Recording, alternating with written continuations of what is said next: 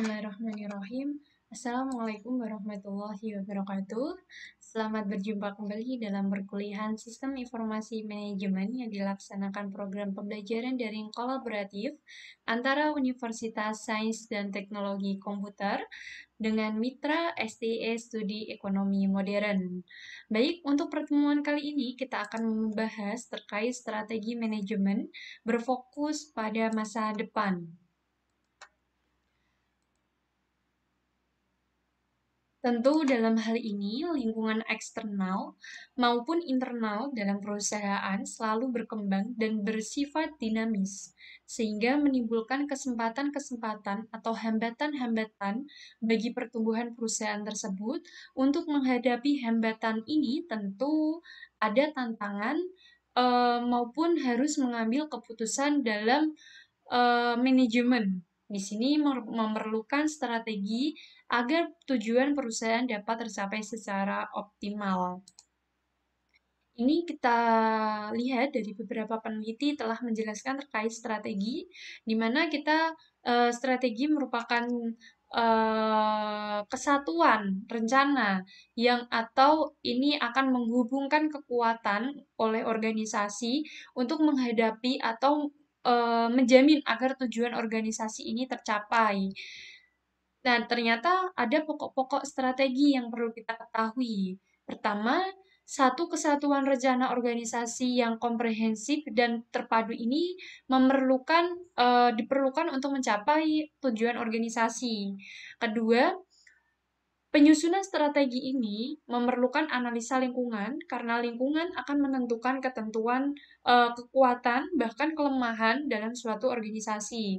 Ketiga, dalam pencapaian tujuan organisasi ini tentu dihadapkan beberapa pilihan alternatif strategi yang mana ini dalam manajerial harus dipertimbangkan.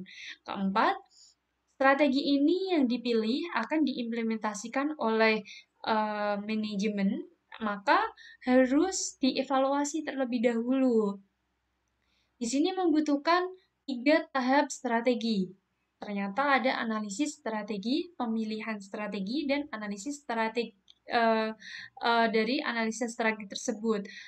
Pertama terkait budaya sumber daya lingkungan. Nah, ketiga ini merupakan hal yang perlu kita perhatikan dalam menganalisis strategi.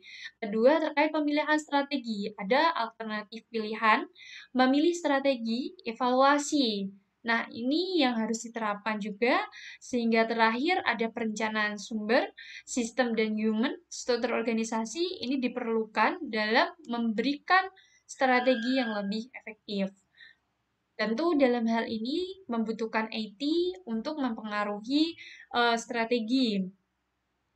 IT ini secara potensial mampu memberikan kekuatan untuk menggambarkan strategi ini mampu bersaing di perusahaan. Apakah perusahaan tersebut dengan strategi tersebut mampu berkompetensi melalui perubahan struktur industri. Nah, di sini teknologi sangat berpengaruh penting, di mana kita ketahui perlu menjalankan fungsi perencanaan dan pengendalian manajemen organisasi perusahaan. Tentu dalam hal ini kita ketahui ada eksekutif informasi sistem, di mana ini ada decision support system dan transaction operational system. Ketiga ini membutuhkan sistem informasi strategis untuk pertama kebutuhan akan informasi yang strategis ini sebagai wewenang para senior manager untuk memberikan keputusan perusahaan. Kedua, bertanggung jawab dalam melakukan implementasi perencanaan yang sudah ditetapkan oleh eksekutif. Ketiga, melakukan fungsi dan monitoring setiap kegiatan perusahaan. Tanggung jawab yang dilakukan ialah transaksi harian.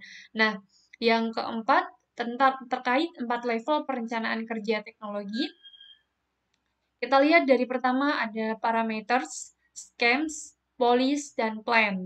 Nah, parameter ini yaitu parameter bisa diukur terkait lisan untuk setiap elemennya. Terus schemes merupakan logika fisik yang dibutuhkan setiap elemen dan bagaimana seharusnya dikerjakan. Sedangkan untuk polis ini merupakan pernyataan praktis dan nyata bagaimana sistem elemen teknologi dikirim dan unsur kebijakan teknologi maupun pedoman dan standar ini dibuat. Sedangkan plan ini adalah membuat sebuah perencanaan dengan tujuan masing-masing di mana pelaksanaan dan rencananya ini bertahap sehingga nantinya berikutnya akan ada evaluasi dalam plan tersebut. Untuk strategi perubahan power ke empower, ternyata ada perubahan. Ini sebagai kunci dari lingkungan bisnis, sehingga semakin intens menggunakan teknologi dalam persaingan global, maka perusahaan akan melakukan perubahan dalam situasi yang uncertainty atau dalam situasi yang lebih kompleks. Nah, di sini 3 paradigma evaluasi informasi ternyata pertama pemberlakuan informasi dengan segala bentuk sebagai komoditas atau aset sejajar, money, manager, material. Nah, ini termasuklah pemberlakuan informasi dalam bentuk sebagai komoditas. Kedua, pemberlakuan tatanan yang ditimbulkan oleh keberadaan dinamika informasi sebagai ekosistem tersendiri yang identik dengan ekosistem fisik biologis. Ketiga, terkait perkembangan teknologi informasi yang diberlakukan sebagai pemberdaya organisasi perusahaan di samping sumber daya manusia. Nah, power and empowerment ini ada 3M, money, material, ini sebagai aset power untuk pengetahuan atau empower dari sebuah perusahaan.